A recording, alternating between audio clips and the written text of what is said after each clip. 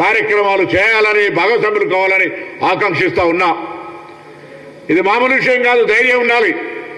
ఈ దేశంలో ఏకైక మునగాడుగా అవసరమైతే ఆ యొక్క లిమిటేషన్ క్యాబ్ను ఎత్తేసి జితనా ఆబాదీ ఉత్తర హిస్సాదారి అని ధైర్యం కొద్ది పలుకుతున్న రాహుల్ గాంధీ గారికి అభినందనలు చెప్పాలి.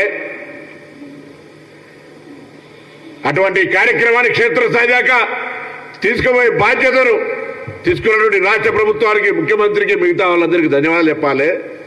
కాబట్టి దయచేసి ప్రతి ఒక్కరు కూడా ఈ అంశాన్ని అట్టినే ఏదో ఇలా ఒక రోజు చారిత్రాత్మక నిర్ణయం కావటాన్ని వదిలిపెట్టేది లేదు. ఇవ్వాలటి నుంచి ప్రారంభమైన ఈ కార్యక్రమం చివరి అట్టడుగు వర్గంలో ఉన్న వ్యక్తికి న్యాయము లాభం చేకూరేదాకా మన యొక్క కార్యాచరణ కొనసాగాలని ఆకాంక్షిస్తా ఉన్నా. ఇలా మరొకసారి హృదయపూర్వకంగా తెలంగాణ ప్రభుత్వానికి, బలైన వర్గాల కాంగ్రెస్ పార్టీగా, ఇలా ఓబీసీసీల అధ్యక్షుడిగా వారు కూడా వారి కార్యాచరణ కార్యక్రమం రూపొందిస్తారు. అన్ని జిల్లా శాఖలకు కూడా వారు చెప్తారు. ఈ విధంగా కార్యక్రమానికి సంబంధించి ఇది మామూలు ఆషామాషి కాదు. నిజంగా 1,00,000 మంది గ్రామాల్లో పోతుంటే కొంతమంది కుక్కలు వదిలిపెట్టి ఇంటికి రాకుండా ఇచ్చిపెట్టినటువంటి పరిస్థితి, కొంతమంది తలుపులు తీయకుండా కొడితే ఒక ప్రభుత్వ ఉద్యోగి సమాచార సేకరణకు వస్తే చాలా చులకనగా చూసినటువంటి పరిస్థితి.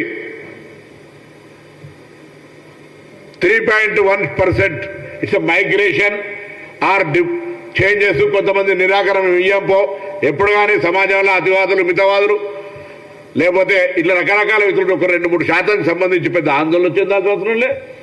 ఈ విధంగా వచ్చిన సమాచారాన్ని వినియోగించుకుంటూ పోతాం. ఇది గతంలాగా హిడెన్ ఎజెండా కొరకు అల్మార్లో పెట్టేది, ఫ్రిడ్జ్లో పెట్టేది కాదు. ఇది పబ్లిక్ డొమైన్లోకి వస్తుంది. దాని ప్రకారంగా వాళ్ళకు కూడా ఎవరు ఎంత ఉందో తెలుస్తుంది. దాని ప్రకారంగా వాళ్ళ కార్యక్రమాలు, కార్యాచరణ కొనసాగుతుంది. ఇది అందరూ కూడా స్వాగతించాలి. ఏదైనా సలహా సూచన ఇస్తే తప్పకుండా మా పార్టీ కానీ ప్రభుత్వం కానీ తీసుకోవడం సిద్ధంగా ఉన్నది. దయచేసి గుడ్డు గడ్డికలు లెక్కబెట్టి ఒట్టిగానే ఈ పెద్ద ప్రతిష్టాత్మకమైన ఆత్మ గౌరవానికి సంబంధించిన అంశం మీద కూడా రాజకీయపరమైన దాడి చేయొద్దని నేను అందరికీ కూడా విజ్ఞప్తి చేస్తూ, ఈ యొక్క నిర్ణయం జరిగినటువంటి ప్రతి ఒక్కరికి, ఇందులో భాగస్వాములైన వాళ్ళందరూ కూడా అటు ప్రభుత్వం, ఇటు కాంగ్రెస్ పార్టీ పక్షాన హృదయపూర్వకంగా ధన్యవాదాలు తెలియజేస్తాను.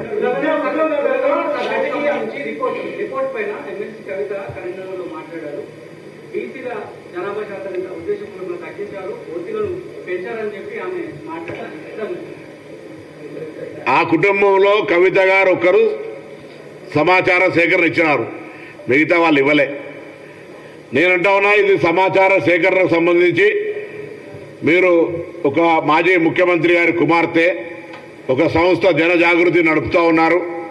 అప్పుడప్పుడు వాస్తవ